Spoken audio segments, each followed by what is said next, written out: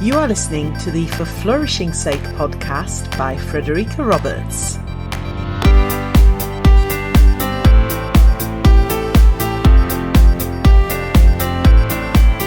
Welcome to episode 27. Last week we explored the importance of savouring, not just food but moments and experiences. So let's talk a little more about the importance of experiences. Do you go out of your way to create enjoyable experiences for yourself, the people you love, and your students? Do you spend your money and any free time you have on experiences or possessions? I'll admit, I am a bit of a shopaholic, though it's a habit I'm working on curbing. But as I've got older, I found I increasingly value experiences, especially if I can share these with the people I love. Whether it's an evening spent with friends, watching a favourite TV show with family members, or going for a walk in nature by myself. It's those experiences that bring me the most joy and contentment, and that ground me when I find life hectic, stressful, or worrying. Research has shown that spending time and money on experiences rather than possessions is linked to increased happiness. One piece of research, which involved a number of separate studies, looked at whether extraordinary or ordinary experiences make us happier, and found that this very much depends on age, specifically how much time we have ahead of us. The researchers found that younger people generally value extraordinary experiences more, whereas as we get older we tend to value the ordinary everyday experiences. Yet another piece of research found that when we spend money on experiences, or indeed on other people incidentally, this promotes happiness because it enhances our social relationships. So how can this research help your personal flourishing? Have a think about the experiences that have brought you joy, serenity, or allowed you to reminisce happily time and time again.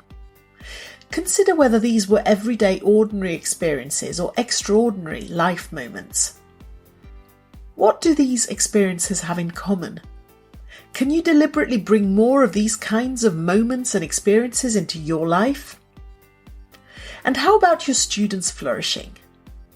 Perhaps, in conjunction with conversations about savouring, you can help them focus on the experiences that they find helpful to their well-being. When it comes to your lessons, can you build in some exciting experiences to make those lessons more fun and more memorable? I know one physics teacher who brings so much excitement into his lessons. I've never been interested in physics myself, but I think if he'd been my teacher when I was at school, I may have viewed the subject very differently. I also remember a Year 9 class in my second year of teaching.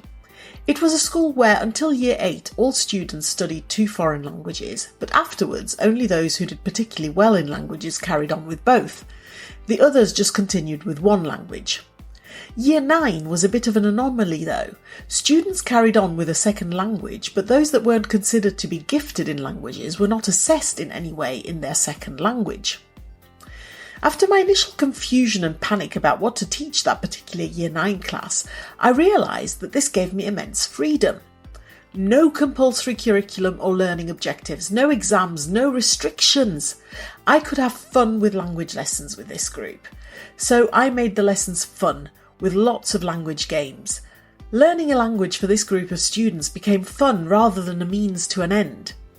These were students that didn't generally engage well with education, but in this particular lesson they had fun and made tremendous progress with their language learning.